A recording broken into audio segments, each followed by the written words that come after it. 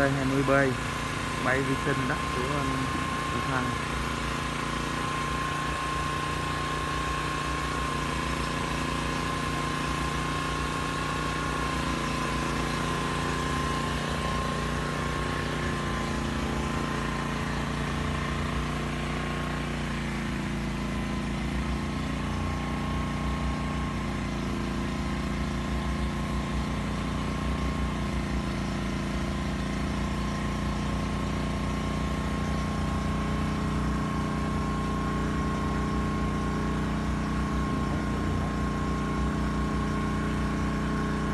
Nước Bạch Hầu.